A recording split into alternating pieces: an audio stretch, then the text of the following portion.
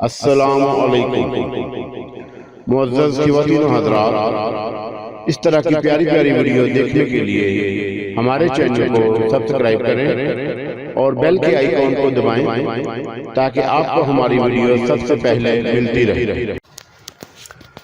अस्सलामु अलैकुम दोस्तों, पेशे खिदमत है पुजारी एपिसोड नंबर 23। सांवली इसी बात से तो खुश होगा। किस बात से? ईमान का कत्ल, एतमाद का कत्ल, हर नेक एहसास का कत्ल। हे बद्रीनाथ ने हे भगवान कहना चाहा, लेकिन सुनारिया ने जल्दी से बढ़कर उसके मुंह पर हाथ रखकर उसका मुंह बंद कर दिया। मौत आ रही है तुम्हारी। सुनालिया की गुर्राहट बेहद खौफनाक थी। क्यों? बद्रीनाथ ने हैरत से बोला। क्या कहने जा रहे थे? मैं फिर वही, तुम्हें मालूम है कि सांवली के चेहरे वो बड़ा नाम नहीं लेते। ओ हाँ, मैं भूल गया था। आइंदा कभी मत बोलना। एक बार भी अगर तुमने वो नाम ले लिया तो सांवली के दुश्मनों में शामिल हो जाओगे। मैं ख्याल रखूँगा, लेकिन मैं पूछ रहा था कि अब मैं क्या करूँ। महासावली ने तुम्हें नई जवानी दी है। इस संसार में कौन है जो जवानी की वापसी नहीं चाहता, लेकिन किसी को ये मिलती नहीं। सांवली ने तुम्हें एक और शक्ति भी दी है। चांद की 14 तारीख को जब तुम दरिंदे बनते हो तो कौन तुम्हारी ताकत का मुकाबला कर सकता है। इस तरह सांवली अब तुम्हें एक और शक्ति देता है। क्या?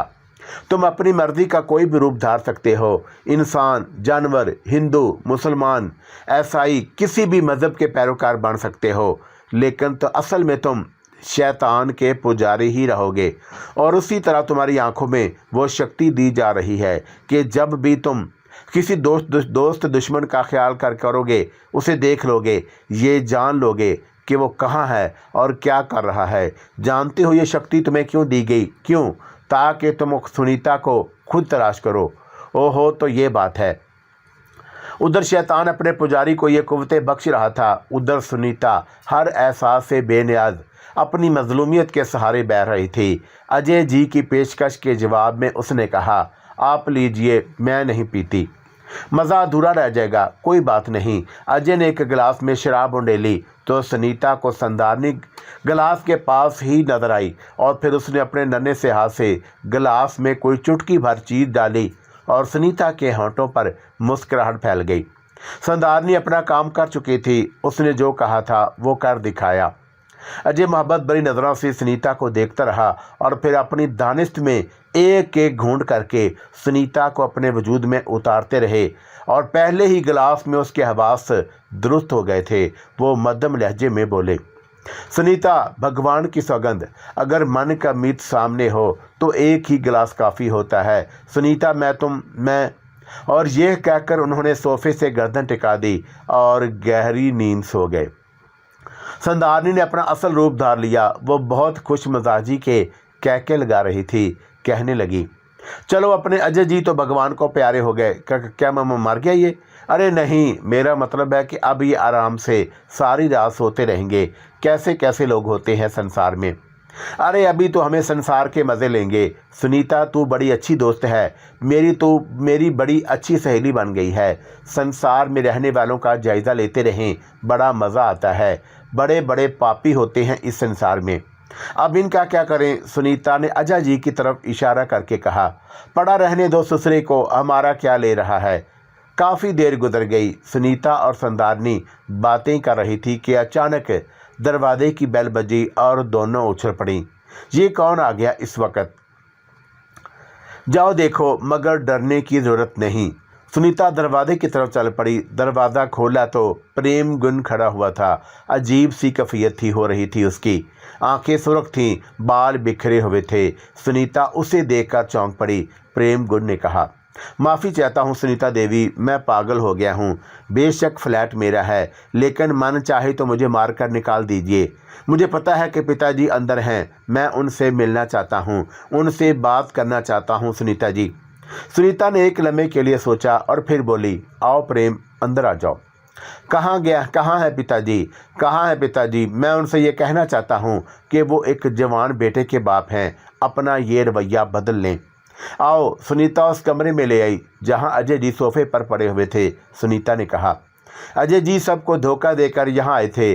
आज सारा दिन मुझे प्रेम नगर की सैर कराते रहे और बाद में ये कहकर यहाँ रुक गए कि आज वो घर वापस नहीं जाएंगे, कल जाना है मुझे। और उसके बाद उन्होंने शराब के बर्तन सजाए, लेकिन मैंने उनका साथ नहीं दिया। अब शराब पी कर वो नशे में धुत पड़े हुए हैं और मैं अपने कमरे में दरवाजे अंदर से बंद करके सोने के लिए लेट चुकी थी। प्रेमदेव सुनीता को देखता रहा। थोड़ी देर के बाद उसने कहा, मैं माफ़ी चाहता हूँ सुनीता देवी, मैं कुछ और समझा था। आप मेहमान हैं, मगर ये बताइए कैसे? नहीं प्रेमदेव, मैं यहाँ एक आध दिन में चली जाऊँगी। तुम अगर चाहो तो अपने बाप को ले जा सकते हो। और एक बात और बता दूँ तुम्हें, मैं ना मुझे उसकी दौलत से दिलचस्पी है और ना उनकी शख्सियत से। मेरे अपने पास बहुत कुछ है, समझे? प्रेमदेव खामोशी से सुनीता को देखता रहा और फिर दोनों हाथ जोड़कर बोला, मैं एक बार फिर आपसे माफ़ी चाहता हूँ। मैंने जो सोचा था वो नहीं है। अच्छा है, मेरे और पिताजी के दरमियान पर्दा है, आप मुझे माफ़ कर दीजिएगा। बस उन्हें रास्ते से भटकने ना दीजिएगा, आपकी मेहरबानी होगी। प्रेमदेव चला गया। संदारनी सुनीता के पास आ गई। तू जज्बाती क्यों हो रही है सुनीता? बाप बेटे का खेल है, भाड़ में जाएं। 2-4 दिन यहाँ तक यहाँ रहेंगे हम लोग और उसके बाद यहाँ से चले जाएंगे। और वैसे भी तुझे एक बात बताऊं, ये प्रेमदेव जी तेरी तरफ लड़क रहे हैं। बच्चा अच्छा है लेकिन हमारे काम का नहीं। ये मैं तुझे एक अच्छे दोस्त की हैसियत से बता रही हूँ, ठीक है? और मुझे भी उससे कोई ख़ास दिलचस्पी नहीं। फिर सुनीता सो गई। दूसरी सुबह अजय अजीबोगरीब कैफियत का शिकार नजर आ रहे थे। भगवान की सौगंध, पता नहीं क्या हो गया है मुझे। मैं दीवाना हो गया हूँ, पागल हो गया हूँ। शायद रात को गहरी नींद सो गया। चलो कोई बात नहीं। अच्छा सुनीता जी, अब मैं चलता हूँ, शाम को आऊँगा। रात का खाना कहीं बाहर ही खाएंगे। सुनीता ने कोई जवाब नहीं दिया। दूसरा दिन पुरसकून ही गुजरा। अभी ये तय नहीं कर पाई थी कि उन्हें क्या करना है। और शाम को 7 बजे के करीब अजय जी आ गए।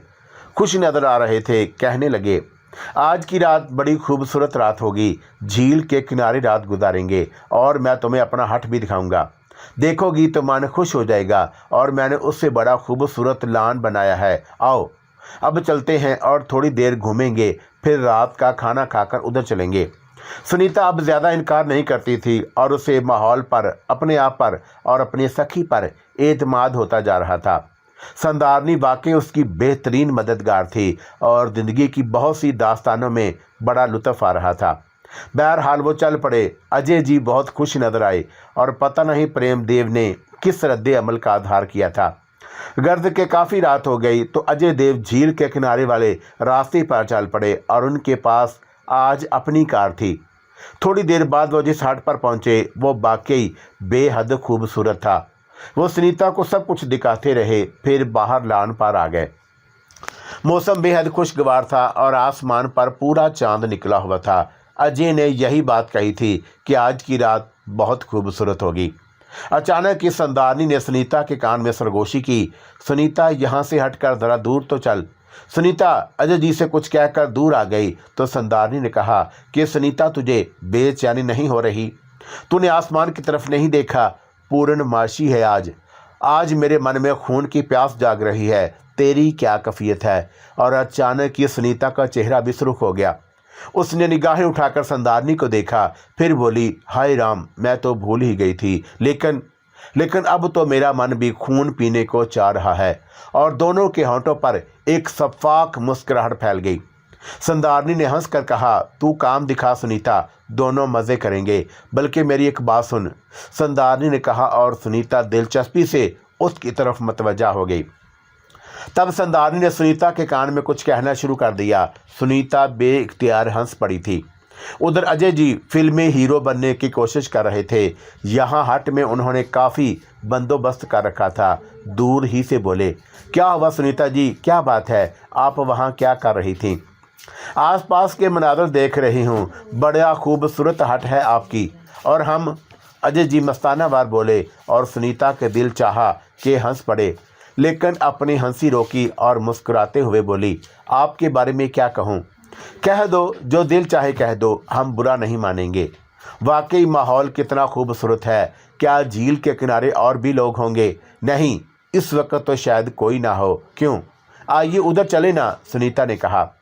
अजय जी हंस पड़े, फिर बोले, 1 मिनट कुछ ऐसी चीज़ें ले लूं जो वहां कारआमद हों, मसलन झील के किनारे घास पर बिछाने के लिए दरी वगैरह। सुनीता ने अजय जी को गधा बना दिया और अजय जी ने अपने कंधे पर थोड़ा सा सामान लादा, पानी की बोतल, गिलास, तकिया, दरी वगैरह, और उसके बाद सुनीता के साथ बाहर निकल आए। ये इत्तेफाक नहीं था कि उस दिन वहाँ उनके अलावा और कोई नहीं था। हाट तो बहुत से थे, लेकिन चौका आम दिन था, इसलिए वहाँ लोग मौजूद नहीं थे। फिर अजय जी पुराने शातिर थे और उन्हें ऐसी जगह मालूम थी जहाँ वैसे भी कोई ना होता हो। दरख्तों से घिरे हुए एक छोटे से साफ सुथरे हिस्से में उन्होंने दरी बिछाई, तकिया लगाया, पानी वगैरह रखा और सुनीता से बोले, अगर झील में नहाने का शौक है तो आओ मेरे साथ, मैं बहुत अच्छा तैरना जानता हूँ। लेकिन मैं नहीं जानती, सुनीता बोली। इससे क्या फ़र्क पड़ता है, मैं जो हूँ, आप मेरा बोझ उठा सकेंगे जीवन भर, अजय जी ने आशिकाना लहजे में कहा। ना बाबा ना, मैं ये रिस्क लेने को तैयार नहीं हूँ, सुनीता बोली। अजय जी बेहयाई से हंसने लगे।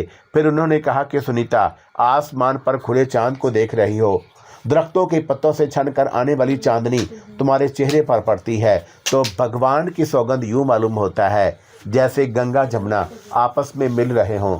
बहुत सुंदर हो तुम, पता है मेरा दिल क्या चाहता है? क्या चाहता है? सुनीता ने कहा, मैं यहाँ दरी पर लेटकर आंखें बंद कर लूँ, तुम अपने हाथों से मेरे बालों में कंघी करो, क्या सरूर आएगा?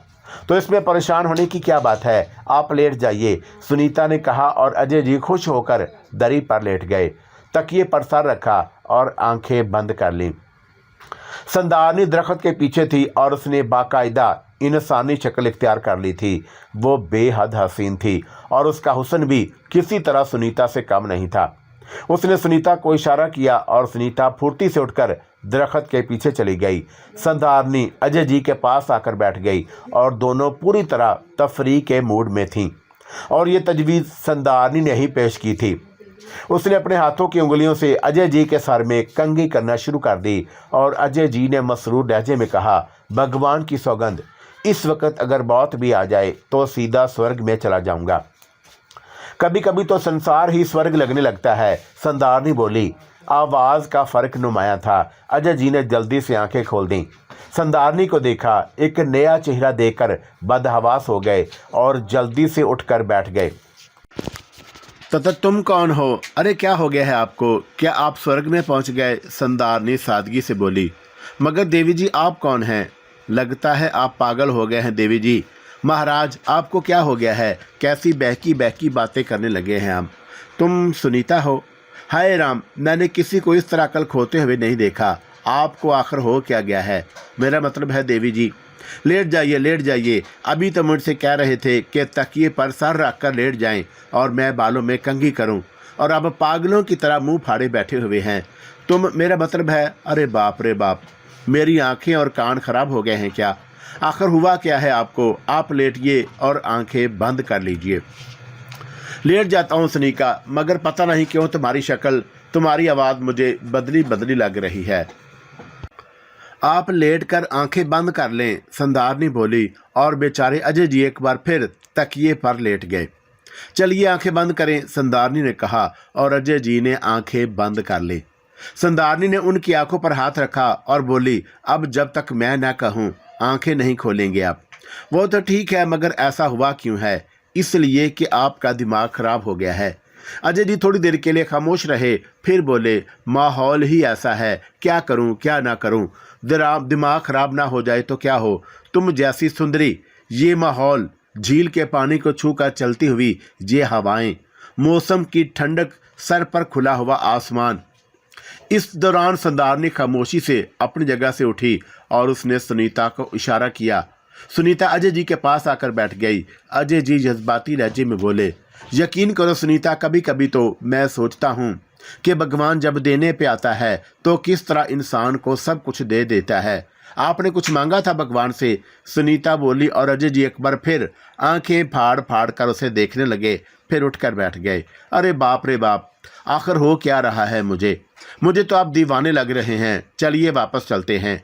अरे मगर क्यों? मगर मेरी बात तो सुनो, ये क्या आप बार बार कह रहे हैं? भगवान की सौगंध, आंखें फूट जाएं अगर झूठ बोल रहा हूं तो। आवाज़ भी बदल जाती है, शक्ल भी बदल जाती है। बाप रे बाप, कहीं ऐसा तो नहीं कि चांदनी रात में उन दरख्तों के नीचे में किसी मैं असर में पड़ गया हूं? ये आप खुद बताइए। मुझे तुम्हारी शक्ल बदली बदली क्यों लगती है? दिमाग खराब हो गया है आपका, यही कहे जा रही हो। मुसलसल झील के पानी में अपनी शक्ल तो देखो, मगर नहीं, इस वक्त तो तुम बिल्कुल असली हो। अजय जी, कैसी फजूल बातें कर रहे हैं आप? तुम जो कुछ भी कहो, मैं क्या कहूँ? अजय जी ने कहा। बस आप खामोश होकर आंखें बंद कर लें। अरे छोड़ो, अब आंखें बंद करने से कोई फायदा नहीं। पता नहीं काम वक्त क्या हो गया है, दिमाग खराब हो गया है मेरा। तो फिर उठिए, झील के किनारे चलते हैं, नहाओगी पानी में? जी नहीं, मेरा दिमाग खराब नहीं है, आप गोते लगा लीजिए, अकेला तो कभी नहीं जाऊंगा। चलिए तो सही, सुनीता ने कहा और अजय जी को धकेलती हुई आगे बढ़ गई। मौका मिलते ही संदारनी, जो उनका पीछा कर रही थी, दरख्तों की आड़ लेती हुई उनके करीब पहुंच गई और फौरन ही सुनीता से जगह तब्दील कर ली। अब संदारनी अजय जी के साथ चल रही थी। झील पर पहुंचकर अजय जी ने कहा, अब जरा झील के पानी में अपनी शक्ल देखो, और अगर तब्दील हुई तो फिर दोबारा दिखाऊंगा। अजय जी पलटे और फिर उनका मुंह हैरत से खुल गया। संदारनी ने कहा, अब क्या हो गया? तथा तुम अजय जी हकलाए हुए लहजे में बोले और फिर सर पर हाथ मारने लगे। आप वाकई पागल हो गए हैं। हाँ, ऐसा ही लगता है। पहले भी तन्हाई में आपका ये हाल हुआ था, आगे क्या होगा? नहीं, कुछ नहीं होगा। मेरा मतलब है, मैं कुछ नहीं कर सकते। आप मेरे लिए बेकार बातें कर रहे हैं। ये बात नहीं सुनीता, एक बार भगवान की सौगंध, कुछ मांग कर तो देखो। जीवन मांगोगी तो जीवन दे दूंगा। गलत कोई मानने की बात है ये, कोई किसी के लिए जीवन नहीं दे सकता। सीना खोल कर देखो मेरा। अजय जी ने अपना सीना खोल कर दिखाते हुए कहा। क्या है? कुछ भी नहीं है इस सीने पर, अंदर झांको। उसके लिए आपका सीना खोलना पड़ेगा, तो खोल दो, छुरी मार दो मेरे सीने में, एक बार फिर मेरे दिल में झांक कर देख लो। जान दे सकता हूँ तुम्हारे लिए, ये बात है। मैंने कहा ना, एक बार कह कर देखो। ठीक है, फिर आप ऐसा कीजिए, मेरे कहने पर अपने सीने में खंजर घोंप लीजिए। लाओ, खंजर लाकर मुझे दो, या वापस हट चलो, वहाँ छुरी वगैरह मिल जाएगी। अरे समझती क्या हो तुम मुझे? 1000 जाने दे सकता हूँ तुम्हारे लिए। मैं अभी खंजर देती हूँ आपको, संदारनी के लिए भला। उस जगह किसी खंजर का हसूल कौन सा मुश्किल काम था। उसने अपने लिबास में हाथ डाला और एक इंतहाई तेजदार खंजर निकालकर अजय जी की तरफ बढ़ा दिया। खंजर देकर अजय जी की हवा खिसक गई और उन्होंने फटी फटी नजरों से देखा और बोले, अरे अरे, ये खतरनाक चीज क्यों साथ लिए फिरती हो? आप पकड़िए तो सही, संदारनी ने कहा। अजय जी के हाथ कांपने लगे और बड़ी मुश्किल से उन्होंने खंजर का दस्ता अपनी मुट्ठी में लिया और फटी फटी आवाज में बोले, अब क्या करूं? घोंप लीजिए इसे अपने सीने में, हैं? और अजय जी ने खोए हुए लहजे में कहा, तो वो तो मैं घोंप लूंगा, मगर इस तरह मैं मर जाऊंगा। खंजर घोंपने से और क्या होता है, आपको पता नहीं? बात असल में यह है कि मैं सचमुच घोंप लूंगा इसे। मैंने सचमुच का खंजर ही दिया है आपको, तो मैं घोंप लूं इसे अपने सीने में। आप कह रहे हैं ना, मजाक का भी बुरा मान जाती हो। क्या मतलब? मैं मजाक कर रहा था। ओह, तो यूँ कहिए ना कि मुझसे मोहब्बत का इजहार सिर्फ एक मजाक है, इसकी बात नहीं कर रहा। अजय जी बुरी तरह चक्कर खा गए और उधर सुनीता अपने हंसी रोके हुए अपने आप को संभाले हुए थी। संदारनी गजब की अदाकारी कर रही थी। अजय जी फिर बोले, देखो, मुझे वाकई हैरत हुई है, मगर मैं समझ गया। क्या समझ गया? कि यह खंजर तुमने अपनी हिफाजत के लिए रखा है। अब जो कुछ भी किया है और उससे आपको गर्द नहीं होनी चाहिए। आपने तो खुलकर यह बात कह दी ना कि आपकी मोहब्बत सिर्फ एक मजाक है। मोहब्बत के बारे में थोड़ा कहा था, तो फिर बस ये कहा था कि ज़रा दिल कमज़ोर है। अच्छा, ये लो खंजर और तुम खुद मेरे सीनों में घोंप दो। देखना उफ तक नहीं करूँगा। वादा कर रहे हैं? हाँ, वादा है, अजय जी ने कहा और आंखें बंद करके सीना खोल दिया। संदारनी ने सुनीता को इशारा किया और सुनीता संभल गई और दूसरे ही लम्हे संदारनी के हाथ में दबा हुआ खंजर अजय जी के सीने में उतर गया और अजय जी की दिल खराश चीख से वीराना गूंज उठा। उनके सीने से खून का फवारा बुलंद हो गया था और वह फटी फटी आंखों से संधारनी को देख रहे थे। वार चौका सीने की दाहिनी तरफ किया गया था, इसलिए दिल बराह रास्त मुतासर नहीं हुआ था और उसी वक्त सुनीता भी दरख्त की आड़ से निकल कर आ गई। संदारनी ने मुंह खोल दिया और खून के धार पर बराह रास्त उसके मुंह में जा रही थी। सुनीता ने झुककर अजय जी के दोनों पांव पकड़ लिए और उन्हें घसीट लिया। अजय जी धड़ाम से नीचे गिर पड़े। सुनीता उसकी गर्दन से चिमट गई और उसके दांतों ने उसकी शाह रग उधेड़ डाली। उधर संदारनी का चेहरा अजय जी के उबलते हुए खून से सुर्ख हो गया था और उधर सुनीता वैशी बिल्ली की तरह अजय जी की गर्दन उधेड़ रही थी।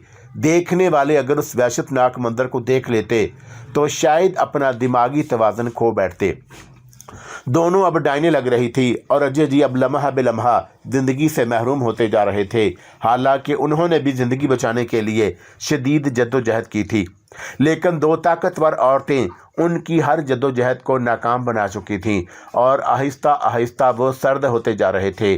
फिर उनकी ज़िंदगी ख़त्म हो गई और उनकी रूह ने उनका बदन छोड़ दिया।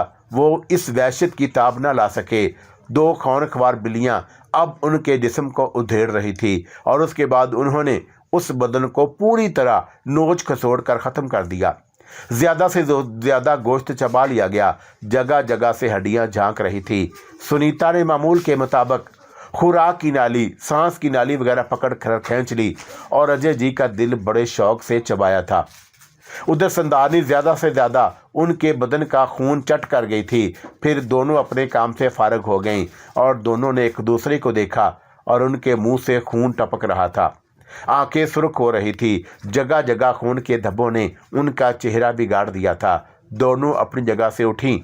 संदारनी ने नशालूद लहजे में कहा, सुनीता जी चलें, हट में चलते हैं। खून पीने के बाद तो बड़ी नींद आ जाती है, आओ गहरी नींद सो जाते हैं। सुनीता ने गर्दन हिला दी और दोनों ने एक दूसरे का हाथ पकड़ा और हट की जानब चल पड़ी। प्रेमदेव एक शरीफ नौजवान था। बाप की वजह से उसे काफ़ी शर्मिंदगी उठानी पड़ती थी। अजय जी शुरू ही से रंगीन मजाज थे। वो बहुत से ऐसे मामलात में फंस चुके थे जिनसे बाहर निकलना मुश्किल था। प्रेमदेव ने कई दफ़ा उन्हें मुसीबतों से निकाला था। अमृता देवी जो प्रेमदेव की मां थी, सारी जवानी शोहर की बुरी आदतें भुगती रहीं। शरीफ खानदान की थीं और मुंह से कभी उफ भी ना किया था, लेकिन जवान बच्चों की मौजूदगी में अजय जी की जो हरकतें थी और बच्चे जिस अंदाज में उनके बारे में गुफ्तगू किया करते थे और सोचते थे कि उससे अमृता देवी को बहुत दुख होता था। प्रेमदेव मुख्तलिफ शख्सियत का मालिक था। वो दूसरे बहन भाइयों की तरह बाप पर गलत किस्म के तबसरे नहीं किया करता था, बल्कि उनके लिए दुखी रहा करता।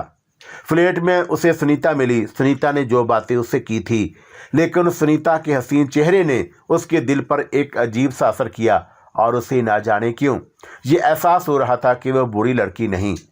पता नहीं अजय जी ने उसे क्या कहानियाँ सुनाई, किस तरह अपने जाल में फंसा, क्या इरादे रखते हैं, उसे निकाल देंगे या मुस्तकिल तौर पर रख लेंगे। बहुत सी बातें उसके दिल में आईं और वो रात की तारीकियों में जब भी सुनीता के बारे में सोचता और उसकी दिल की धड़कनें तेज़ हो जाती, आँख खुल जाती और बाकी रात वो जागता रहता। वो दोबारा फ्लैट पर नहीं गया और बहुत देर तक सोचता रहा। अमृता देवी सबसे ज़्यादा उसी पर एतमाद करती थी और वो उनका सबसे बड़ा बेटा था। दिल की बात हर दिल उनसे कह देती थी और प्रेम भी दिल की बात कह देता था। 2-3 दिन गुजर गए थे, लेकिन उसकी कैफियत ख़राब से ख़राब तर होती जा रही थी।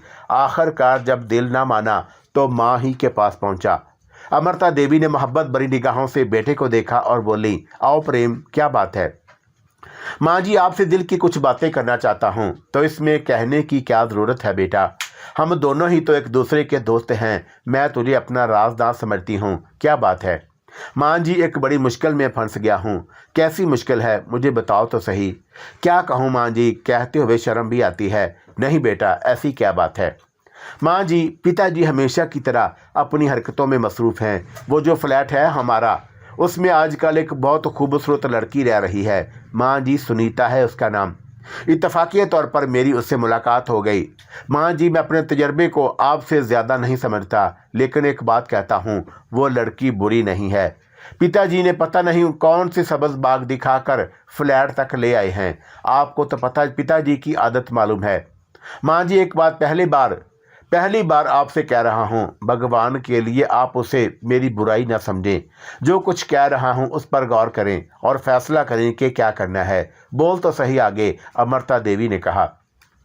माँ जी, मेरा दिल उसके लिए धड़कने लगा है, वो मेरे मन में समा गई है। माँ जी, आप उससे मिलें, और अगर पिताजी ने उसे दाग नहीं लगाया और धोखा देकर वहाँ लाए हैं और मुस्तकबल में कोई ऐसा इरादा रखते हैं तो आप उसे बचाइए माँ जी, मेरे लिए। और ज़िंदगी में पहली बार हम पिताजी से लड़ाई लड़ेंगे और उनसे कहेंगे कि मासूम लड़की को दागदार ना करें और उसको अपनी बहू बना लें। माँ जी, ये मेरे मन की बहुत बड़ी आरज़ू है। अमरता का ऊपर का सांस ऊपर और नीचे का नीचे रह गया था। कभी ऐसी सूरत हाल भी पेश आ जाएगी, उन्होंने ख्वाब में भी नहीं सोचा था। अजय जी की हरकतों से वह वाकिफ थी और जानती थी कि वह किस तरह के आदमी हैं। ऐसी सूरत में अगर बाप बेटे में जंग छिड़ गई तो पता नहीं उसका क्या नतीजा निकलेगा। वो देर तक सोचती रही। प्रेम सवालिया निगाहों से उन्हें देख रहा था। कुछ देर के बाद उन्होंने कहा, ठीक है प्रेम, एक काम करते हैं, अभी तो फिलहाल हम उस लड़की को समझाते हैं। अजय जी की हरकतें उसे बता देते हैं, उसे कहते हैं कि यहाँ से फ़ौरन निकल जाए, और अगर वो तैयार हो जाए तो फिर उसे कहीं किराए पर घर लेकर देंगे और वहीं रखेंगे। 2-4 महीने गुजरने देंगे। तेरे पिताजी साहब जब उसे भूल जाएंगे तो हम उसका हुलिया बदल कर उसे सामने ले आएंगे। कोई ना कोई तरकीब करके मैं तेरी शादी उससे कर दूंगी। लेकिन मेरे लाल, अगर तेरे पिताजी अपनी गंदी फितरत से काम लेकर कामयाब हो गए तो फिर तू क्या करेगा? जूते मारकर उस ससुरी को फ्लैट से बाहर निकाल खड़ा करूंगा। कम से कम इस बार माँ जी, मैं पिताजी की हरकतों को माफ़ नहीं कर सकूंगा। दिल से भूल जाएगा उसे। हाँ माँ जी, अगर वह पिताजी के फेर में आ जाती है तो इसका मतलब है कि वो अच्छी औरत नहीं, कोई चक्कर वाली बात ही होगी। ऐसी औरत से भला फिर मैं क्या दिल लगाऊंगा? प्रेम ने कहा। अमरता देवी सोच में डूब गई। फिर उन्होंने कहा कि तेरे पिताजी तो शहर से बाहर गए हुए हैं, हम ऐसा करते हैं, आज ही उससे मिल लेते हैं। ठीक है माँ जी, आप तैयार हो जाएं, मैं भी तैयार होकर आता हूँ, प्रेमदेव ने कहा और माँ के कमरे से बाहर निकल गया। अमरता देवी इस अजीबोगरीब मसले के बारे में सोचने लगी थी। शोहर तो था ही औबाश, बेटे के दिल को लगी थी और ज़िंदगी में पहली बार प्रेम ने अपनी किसी ख्वाहिश का इजहार किया था। माँ का दिल मचलने लगा था। बेटे की ज़िंदगी की खुशियाँ हासिल करने की ख्वाहिश दिल में बेपनाह थी। बहरहाल खुद भी उठी और तैयार होने लगी। थोड़ी देर में प्रेमदेव आ गया और दोनों माँ बेटे कार में बैठकर फ्लैट की जानब चल पड़े। थोड़ी देर के बाद प्रेम और अमरता देवी फ्लैट के दरवाजे पर पहुंचे तो दरवाज़ा बंद मिला और प्रेमदेव ने अफसोस भरी लहजे में कहा, ना जाने कहाँ गई, कहीं यहाँ से चली तो नहीं गई। आप आइए मेरे साथ माता जी, सामने की एक दुकान पर मेरा एक दोस्त होता है। हालांकि मैंने उसके बारे में उसे कुछ नहीं बताया, लेकिन मुमकिन है कि उसे कुछ पता हो। एक बार पहले भी उसने मुझसे कहा था कि मेरा मतलब है कि पिताजी के बारे में। अमरता जी तो नीचे कार में आकर बैठ गई और प्रेम अपने दोस्त के पास पहुंचा और उससे पूछा, सुनाओ सुनील, कैसे हो? मैं तो ठीक हूं, तुम सुनाओ कैसे आए? वो सामने हमारे फ्लैट के बारे में तो जानते हो? हाँ हाँ, क्यों नहीं, और उसमें एक लड़की रहती थी। मुझे पता है, कल तुम्हारे पिताजी के साथ कार में गई थी। कल किस वक्त? प्रेम हैरानी से बोला, दिन की बात है, और उसके बाद वो वापस नहीं आए। और कार कौन सी थी? वही जो अक्सर तुम्हारे पिताजी के इस्तेमाल में रहती है। प्रेमदेव को ये बात मालूम थी कि अजय ने अपनी अय्याशियों के लिए एक कार खरीदी हुई है और उसे किसी और जगह रखता है। उसने सोचा कि कोई ना कोई गड़बड़ ज़रूर हो गई है।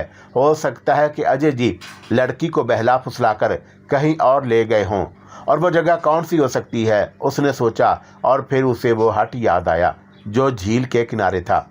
वो वापस आया और कार में बैठकर कार स्टार्ट कर दी तो अमरता देवी ने पूछा, क्या हुआ प्रेम, लड़की के बारे में कुछ पता चला? लड़की के बारे में भी पता चल गया मां जी, और पिताजी के बारे में भी, लेकिन फैसला हो जाना चाहिए। कम से कम अपने दिल से उल्टे सीधे ख्याल तो निकाल दूं। पिताजी के बारे में क्या पता चला? धोखा देकर गए हैं। कहाँ हैं? इसी शहर में हैं। मेरा ख्याल है या तो उस लड़की को धोखा दे गए हैं या फिर कोई और बात है। कहाँ जा रहे हो अब? झील पर। वहाँ क्या है? पिताजी का एक घर, और जहाँ वो रंग रलियाँ मनाने जाते हैं। हे भगवान, क्या होगा हमारा? अमरता जी ने कहा और आंखें बंद करके सर झुका लिया। लेकिन प्रेमदेव के जहन में एक हलचल मची हुई थी। ना जाने क्यों उसके दिल में यही ख्याल था कि सुनीता बुरी लड़की नहीं है। ज़रूर उसके साथ धोखा हुआ है, लेकिन कहीं ये धोखा ऐसा ना हो कि प्रेम को उसका ख्याल दिल से निकालना पड़े। लेकिन अब कुछ ना कुछ होना ज़रूरी है। पिताजी ने इंतहा कर दी और उससे आगे कुछ नहीं होना चाहिए। प्रेम के जहन में बहुत बुरे बुरे ख्यालात आने लगे। बेचारी अमृता देवी भी परेशानी से बार बार बेटे की तरफ देखने लगती थी और उन्हें भी यह खौफ हो गया था कि कहीं बाप बेटे का टकराव ना हो जाए, और इससे ज़्यादा दुख भरी बात भला और क्या हो सकती थी। बहरहाल खामोश रहीं, और जब वो झील के किनारे पहुंचे तो उन्होंने पुलिस की गाड़ियां देखीं। पुलिस की 2 गाड़ियां झील के साथ साथ खड़ी थी, और इसके अलावा जो खास बात थी वो ये थी कि अजय की हट के सामने भी पुलिस वाले पहरा दे रहे थे। प्रेम देव का दिल धक से रह गया, यकीनन कोई अहम बात हो गई थी। उसने कार रोकी तो अमृता देवी ने पूछा, क्यों, क्या बात है? माता जी, मेरा ख्याल है कोई गड़बड़ हो गई है। कैसी गड़बड़? अमृता देवी ने खौफजदा लहजे में पूछा। ये तो मैं नहीं कह सकता, वो जिस हट के सामने पुलिस वाले खड़े हैं ना, वो हट पिताजी का है, और वो जो पुलिस की 2 गाड़ियां खड़ी हुई हैं। अमृता जी ने 2 इशारा किया। आप बताइए क्या करूं? अरे बेटा चल देख तो सही, कहीं कोई खतरनाक बात ना हो गई हो। अमृता देवी बेचारी दहशतज़दा होकर बोली। प्रेम देव ने एक लम्हे के अंदर फैसला किया, और थोड़ी देर के बाद वो हट के दरवाजे पर पहुंच गया। कुछ पुलिस वाले हट के अंदर भी मौजूद थे और कुछ बाहर खड़े हुए थे। एक ने प्रेम देव को देखते हुए कहा, क्या बात है, गाड़ी यहाँ से आगे ले जाओ, यहाँ गाड़ी खड़ी करना मना है। भाई बेशक मैं चला जाता हूँ, लेकिन तुम मुझे ये बता दो कि हुआ क्या है। यहाँ एक डायन बंद की गई है जिसने एक बंदे का खून कर दिया है। डायन? हाँ, आदमखोर बंदा खा गई है। पूरी शक्ल देखो तो हसीन और जवान है, लेकिन फितरी आदमखोर है। अंदर बंद कर रखी है हमने। क्या इसी हट में उसने किसी को खाया है? नहीं, लाश तो उधर पड़ी है, यहाँ तो वो खून में डूबी हुई मिली। हे भगवान प्रेम, मेरा दिल घबरा रहा है, ज़रा चलकर देख उधर, अमृता देवी ने कहा, और प्रेम देव ने गाड़ी फौरन आगे बढ़ा दी।